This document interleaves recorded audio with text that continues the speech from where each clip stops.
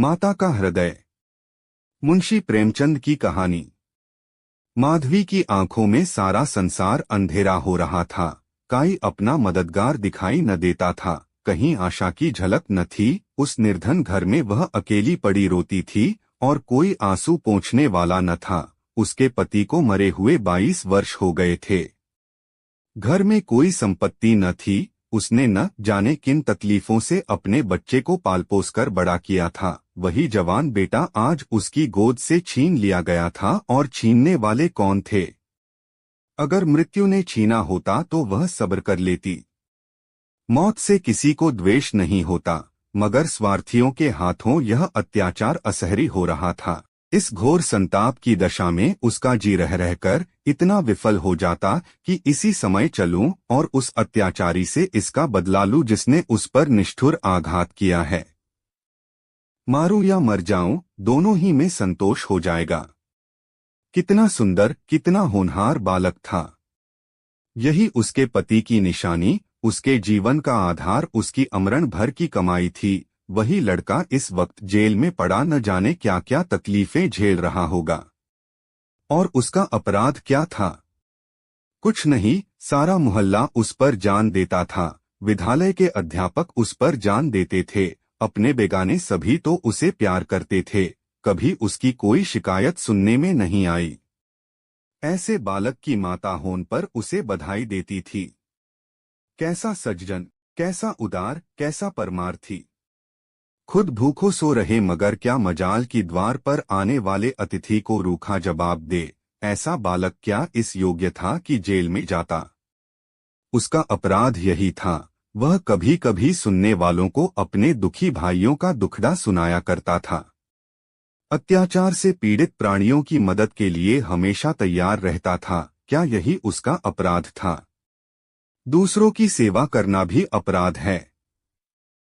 किसी अतिथि को आश्रय देना भी अपराध है। इस युवक का नाम आत्मानंद था।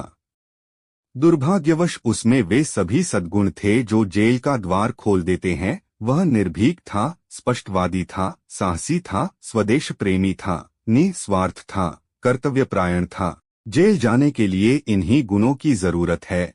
स्वाधीन प्राणियों के लिए वे गुण स्वर्ग का द्वार खोल देते हैं, पराधीनों के लिए नरक के।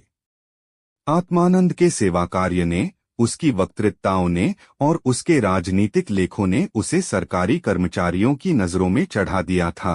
सारा पुलिस विभाग नीचे से ऊपर तक उससे सरतक रहता था। सबकी निगाहें उस पर लगी रहती थीं। आखिर जिले में एक भयंकर डाके ने उन्हें इच्छित अवसर प्रदान कर दिया। आत्मानंद के घर की तलाशी हुई। कुछ पत्र और लेख मिले जिन्हें पुलिस ने डाके का बीजक सिद्ध किया। लगभग 20 युवकों की एक टोली फांस ली गई। आत्मानंद इसका मुखिया ठहराया गया। शहादतें हुई। इस बेकारी और गिरानी के जमाने में आत्मा सस्ती और कौन वस्तु हो सकती है? बेचने को और किसी के पास रह ही क्या गया है? नाम मात्र का प्रलोभन देकर अच्छी से अच्छी शहादतें मिल सकती है, और पुलिस के हाथ तो निकृष्ट से निकृष्ट गवाहियां भी देववाणी का महत्व प्राप्त कर लेती है। शहादतें मिल गईं। महीने भर तक मुकदमा क्या चला, एक स्वांग चलता रहा और सारे अभियुक्तों को सजाएं दे दी गईं। आत्मानंद को सबसे कठोर दंड मिला, 8 वर्ष का कठिन कारावास। माधवी रोज कचहरी जाती, एक कोने में बैठी सारी कार्यवाही देखा करती। मानवी चरित्र कितना दुर्बल, कितना नीच है, इसका उसे अब तक अनुमान भी न हुआ था। जब आत्मानंद को सजा सुना दी गई और वह माता को प्रणाम करके सिपाहियों के साथ चला तो माधवी मूर्छित होकर गिर पड़ी। 2-4 सज्जनों ने उसे एक तांगे पर बैठाकर घर तक पहुंचाया। जब से वह होश में आई है, उसके हृदय में शूलसा उठ रहा है। किसी तरह धैर्य नहीं होता। उस घोर आत्मवेदना की दशा में अब जीवन का एक लक्ष्य दिखाई देता है, और वह इस अत्याचार का बदला है। अब तक पुत्र उसके जीवन का आधार था, अब शत्रुओं से बदला लेना ही उसके जीवन का आधार होगा। जीवन में उसके लिए कोई आशा न थी। इस अत्याचार का बदला लेकर वह अपना जन्म सफल समझगी। इस अभागे नरपिशाच बगची ने जिस तरह उसे रक्त के आंसू लाए हैं, उसी भांति यह भी उसरुलाएगी। नारी हृदय कोमल है, लेकिन केवल अनुकूल दशा में। जिस दशा में पुरुष दूसरों को दबाता है, स्त्री शील और विनय की देवी हो जाती है। लेकिन जिसके हाथों में अपना सर्वनाश हो गया हो, उसके प्रति स्त्री की पुरुष से कम घृणा और क्रोध नहीं होता। अंतर इतना ही है कि पुरुष शास्त्रों से काम लेता है, स्त्री कौशल से। रात भीगती जाती थी और माधवी उठने का नाम न लेती थी। उसका दुख प्रतिकार के आवेश में विलीन होता जाता था, यहाँ तक कि इसके सिवा उसे और किसी बात की याद ही न रही। उसने सोचा, कैसे यह काम होगा। कभी घर से नहीं निकली। वैधव्य के 22 साल इसी घर कट गए, लेकिन अब निकलूंगी, जबरदस्ती निकलूंगी, भिखारिन बनूंगी, टहलनी बनूंगी, झूठ बोलूंगी, सब कुकर्म करूंगी। सत्कर्म के लिए संसार में स्थान नहीं। ईश्वर ने निराश होकर कदाचित इसकी ओर से मुंह फेर लिया है। जभी तो यहाँ ऐसे ऐसे अत्याचार होते हैं और पापियों को दंड नहीं मिलता। अब इन्हीं हाथों से उसे दंड दूंगी। संध्या का समय था। लखनऊ के एक सजे हुए बंगले में मित्रों की महफिल जमी हुई थी। गाना बजाना हो रहा था। एक तरफ आतिशबाजियां रखी हुई थीं, दूसरे कमरे में मेजों पर खाना चुना जा रहा था। चारों तरफ पुलिस के कर्मचारी नजर आते थे। वह पुलिस के सुपरिंटेंडेंट मिस्टर बगीची का बंगला है। कई दिन हुए उन्होंने एक मार्के का मुकदमा जीता था। अफसरों ने खुश होकर उनकी तरक्की की दी थी और उसी की खुशी में यह उत्सव मनाया जा रहा था। यहाँ आए दिन ऐसे उत्सव होते रहते थे। मुफ्त के गवैये मिल जाते थे, मुफ्त की अच्छबाजी, फल और मेवे और मिठाइयाँ आधे दामों पर बाजार से आ जाती थीं और चट दाव तो हो जाती थी। दूसरों के जहों 100 लगते, वहाँ इनका 10 से काम चल जाता था। दौड़ धूप करने को सिपाहियों की फौज थी ही। और यह मार्के का मुकदमा क्या था, वह जिसमें निरपराध युवकों को बनावटी शहादत से जेल में ठूस दिया गया था। गाना समाप्त होने पर लोग भोजन करने बैठे। बेगार के मजदूर और पल्लेदार जो बाजार से दावत और सजावट के सामान लाए थे, रोते या दिल में गालियां देते चले गए थे। पर एक बुढ़िया अभी तक द्वार पर बैठी हुई थी और अन्य मजदूरों की तरह वह भून भुना कर काम न करती थी। हुक्म पाते ही खुशदिल मजदूर की तरह हुक्म बजा लाती थी। यह मधवी थी, जो इस समय मजूरनी का वेश धारण करके अपना घातक संकल्प पूरा करने आई थी। मेहमान चले गए, महफिल उठ गई। दावत का सामान समेट दिया गया। चारों ओर सन्नाटा छा गया, लेकिन माधवी अभी तक वहीं बैठी थी। सहसा मिस्टर बागची ने पूछा, बुड्ढी तू यहाँ क्यों बैठी है? तुझे कुछ खाने को मिल गया? माधवी, हाँ हुजूर, मिल गया। बागची, तो जाती क्यों नहीं? माधवी, कहाँ जाऊं सरकार, मेरा कोई घरद्वार थोड़े ही है। हुक्म हो तो यहीं पड़ी रहूं, पाव भर आटे की परवस्ती हो जाए हुजूर। बगची, नौकरी करेगी? वी क्यों न करूंगी सरकार, यही तो चाहती हूँ। बागची, लड़का खिला सकती है? माधवी, हाँ हजूर, वह मेरे मन का काम है। बगची, अच्छी बात है, तो आज ही से रह जा, घर में देख, जो काम बताएं वही कर। 1 महीना गुजर गया। माधवी इतना तनमन से काम करती है कि सारा घर उससे खुश है। बहू जी का मिजाज बहुम ही चिड़चिड़ा है। वह दिन भर खाट पर पड़ी रहती है और बात बात पर नौकरों पर झल्लाया करती है, लेकिन माधवी उनकी घुड़कियों को भी सहर्ष सह लेती है। अब तक मुश्किल से कोई दाई 1 सप्ताह से अधिक ठहरी थी। माधवी का कलेजा है कि जलिकती सुनकर भी मुख पर मैल नहीं आने देती। मिस्टर बागची के कई लड़के हो चुके थे, पर यही सबसे छोटा बच्चा बच रहा था। बच्चे पैदा तो हृष्ट पृष्ठ होते, किंतु जन्म लेते ही उन्हें एक न एक रोग लग जाता था और कोई 2-4 महीने, कोई साल भर जी कर चल देता था। माँ बाप दोनों इस शिशु पर प्राण देते थे। उसे जरा जुकाम भी हो तो दोनों विकल हो जाते। स्त्री पुरुष दोनों शिक्षित थे, पर बच्चे की रक्षा के लिए टोना टोटका, दुआ ताबीज, जंतर मंतर एक से भी उन्हें इनकार न था।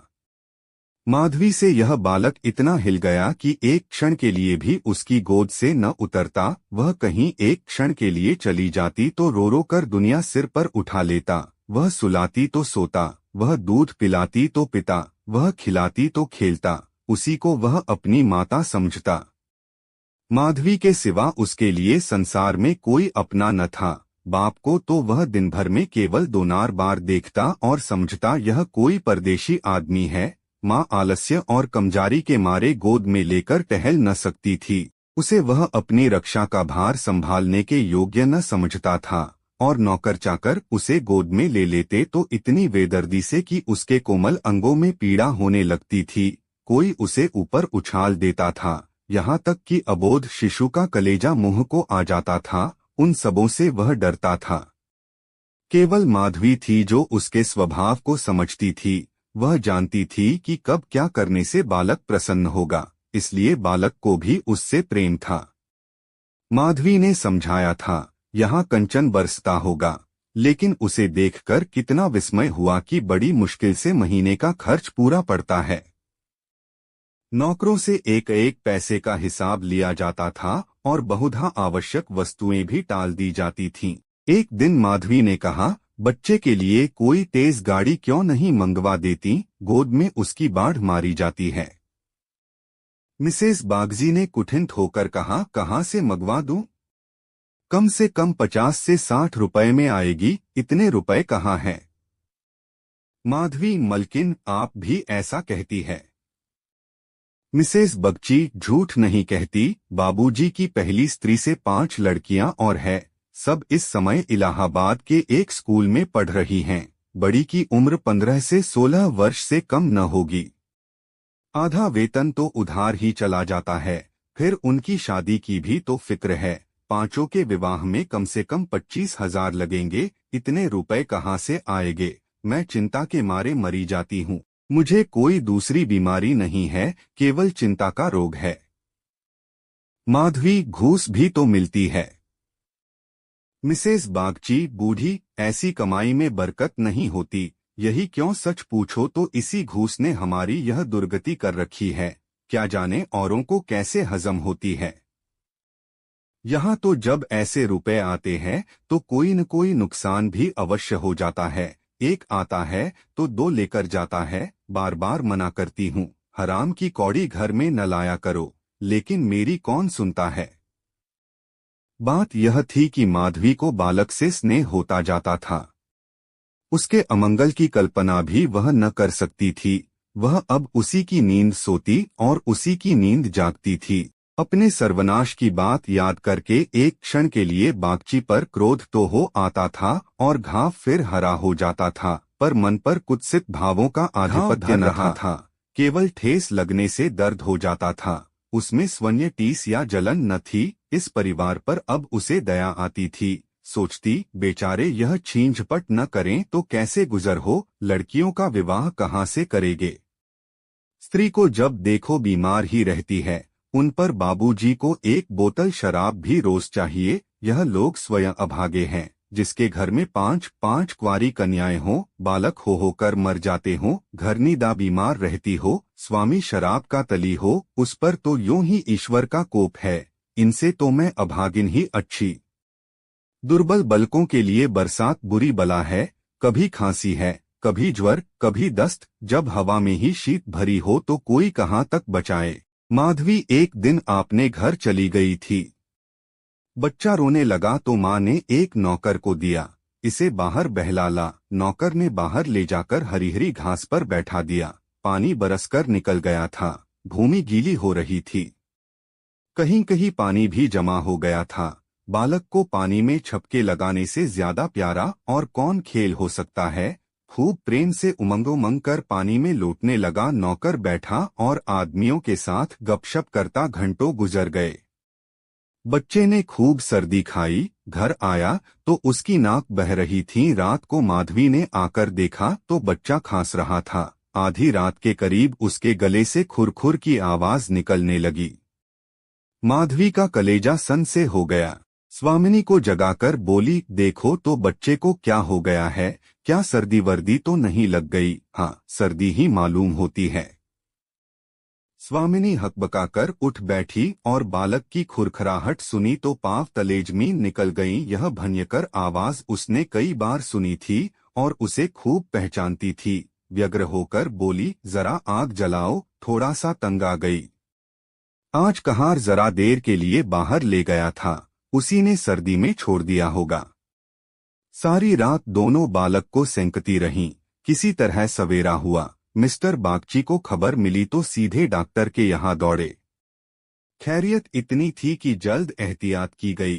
3 दिन में अच्छा हो गया, लेकिन इतना दुर्बल हो गया था कि उसे देखकर डर लगता था। सच पूछो तो माधवी की तपस्या ने बालक को बचाया। माता पिता सो जाता, किंतु माधवी की आंखों में नींद न थी, खाना पीना तक भूल गई। देवताओं की मनौतियां करती थी, बच्चे की बलाएं लेती थी, बिल्कुल पागल हो गई थी। यह वही माधवी है जो अपने सर्वनाश का बदला लेने आई थी। अपकार की जगह उपकार कर रही थी। विष पिलाने आई थी, सुधा पिला रही थी। मनुष्य में देवता कितना प्रबल है। प्रात काल का समय था। मिस्टर बागची शिशु के झूले के पास बैठे हुए थे। स्त्री के सिर में पीड़ा हो रही थी, वहीं चारपाई पर लेटी हुई थी और माधवी समीप बैठी बच्चे के लिए दूध गर्म कर रही थी। सहसा बागची ने कहा, बूढ़ी, हम जब तक जिएंगे तुम्हारा यश गाएंगे। तुमने बच्चे को जिला लिया। स्त्री यह देवी बनकर हमारा कष्ट निवारण करने के लिए आ गई। यह न होती तो न जाने क्या होता। बूढ़ी, तुमसे मेरी एक विनती है। यूं तो मरना जीना प्रारब्ध के हाथ है, लेकिन अपना अपना पौरा भी बड़ी चीज है। मैं अभागिनी हूँ, अब की तुम्हारे ही पुण्य प्रताप से बच्चा संभल गया। मुझे डर लग रहा है कि ईश्वर इसे हमारे हाथ से छीन ने ले। सच कहती हूँ बूढ़ी, मुझे इसका गोद में लेते डर लगता है। इसे तुम आज से अपना बच्चा समझो, तुम्हारा होकर शायद बच जाए। हम अभागे हैं, हमारा होकर इस पर नित्य कोई न कोई संकट आता रहेगा। आज से तुम इसकी माता हो जा।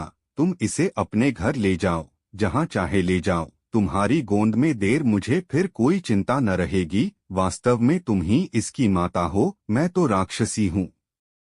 माधवी, बहू जी, भगवान सब कुशल करेंगे, क्यों जी इतना छोटा करती हो।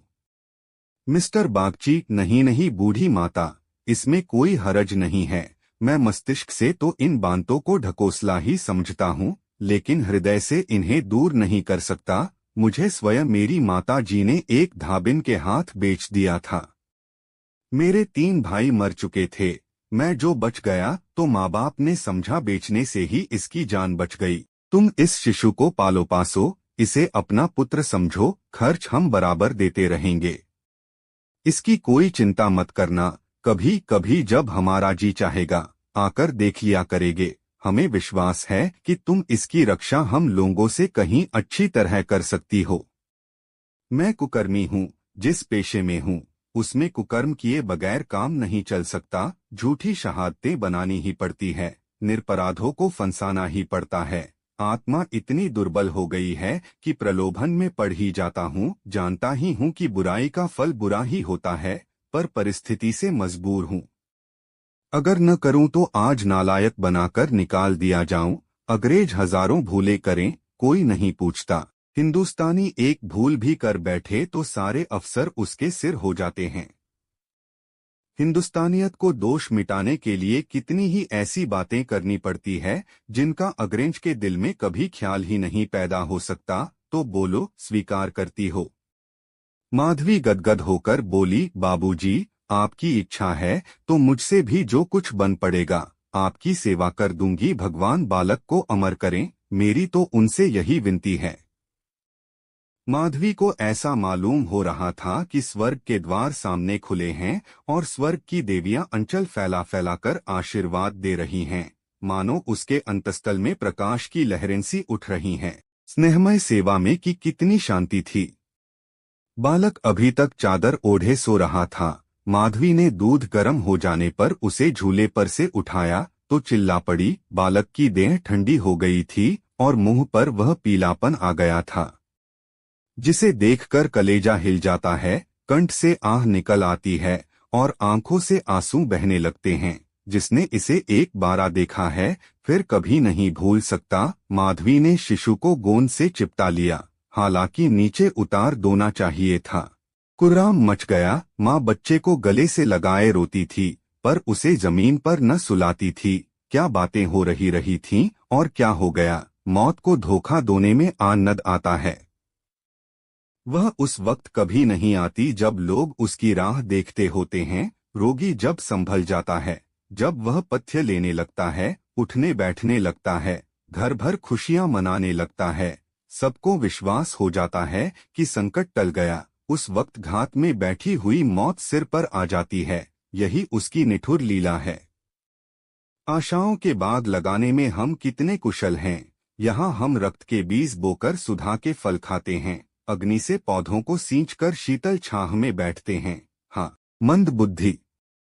दिन भर मातम होता रहा, बाप रोता था, माँ तड़पती थी और माधवी बारी बारी से दोनों को समझाती थी।